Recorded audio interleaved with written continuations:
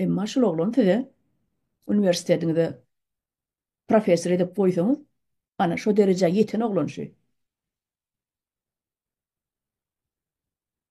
Ne şu profesör edip koymalı keniniz.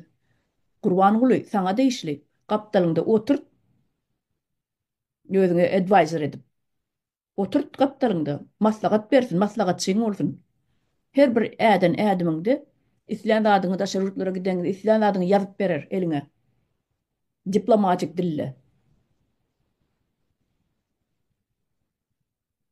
İslam bilmedik zatlarını sonra şondan. Ene mehameler size de işli.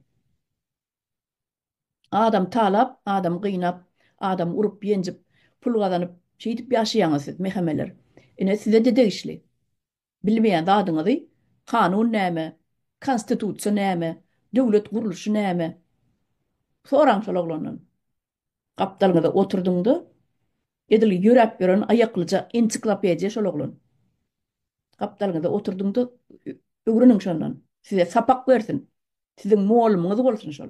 Sizin mualliminiz adam der, professorunuz bolsun. İslan urdun. İslan adı tercüme etmeli mi? Haysi dillen. İslanlık dillen. Haysi dile geçirmeli. Arap bolsun, Türk bolsun, Rus bolsun, Türkmen bolsun. İslan dilinden periyod edip verir. Siz kuş kellelerin yatağınızda, turuğunuzda, fikrinizde, oyunuzda gelmeyen zatları bilye şol oğlun. Öğrenin. Kompüterin drone yerine çeppe çeviriyor.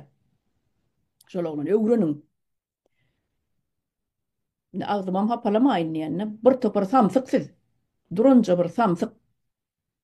Dünyada insan sat samsık bolmak. Yani akıllı bolmak için yan kayıtışmalı arrığını ağram vermeli. Mehamelerim, sizi prokurorlarım hemmeniz. Sizi değişli. Hemmeniz de değişli. Türkmenistan'ı bir devlet kuruluşu var deyip yanrap yörenler var. Sizin hemmeniz de değişli. Hiç Türkmenistan'da hiç yeli devlet kuruluşu yok. Ödünüz gömdünüz, ödünüz yıktınız, ödünüz yok ettiniz. Eden ettilik etmek için siz şu zatları yok ettiniz. Bir yani konstitusiya var, kanun var deyse, hani görkez bana deyse, drone yeriniz, hiçbiriniz statyaları bilen yok, cinayet kodeksleri bilen yok, konstitusiyanı bilen yok. Yurdun taşına oturup biz onu ya tuttuk iyiyem.